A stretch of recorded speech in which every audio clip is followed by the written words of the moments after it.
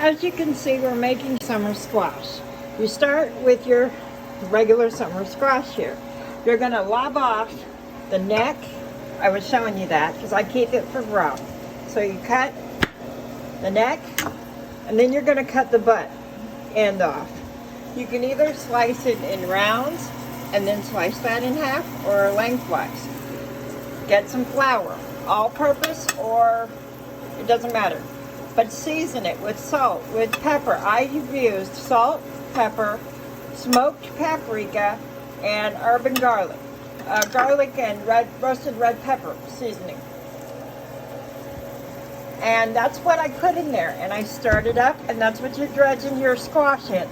When you're cutting up your squash, if you have a lot to cut up, then put it in a bowl of cold water with a little bit of vinegar, and it shouldn't turn brown on you. When your oil's ready, you just put your squash in and make sure you get it cooked enough that it turns brown, like so. Because if you don't, your flour is going to be raw. Now, here is a problem that you might run into. Cooking time will vary on how you cut your squash. If you cut it too thin, it's going to curl up and almost burn. If you cut it too thick, it's going to be forever before it gets done. So, as far as, that's about as thick as I ever cut it. And as you can see, I'm letting it brown. And then you can put it on a paper towel to drain when it's time.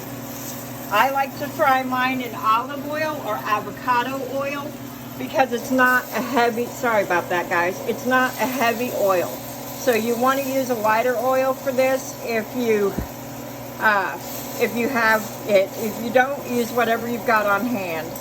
But that's all it takes for summer squash. And you don't see me putting mine in it. Now see, that one is not quite done yet. It's not where it's not brown enough, so the flour hasn't cooked enough. You may also want to add a little bit of more oil. I'm using olive oil. It has a higher smoking point. That's one of the reasons I use it, because my smoke detectors in this place are very sensitive. And the bottom of your pan, you're going to get some of this. You see that brown stuff? That's your flour cooking off some of it. So that's fine. Don't worry about it. But don't have it up too high or it's going to burn. And then you drain it on a paper towel and it's ready to serve. Bye guys.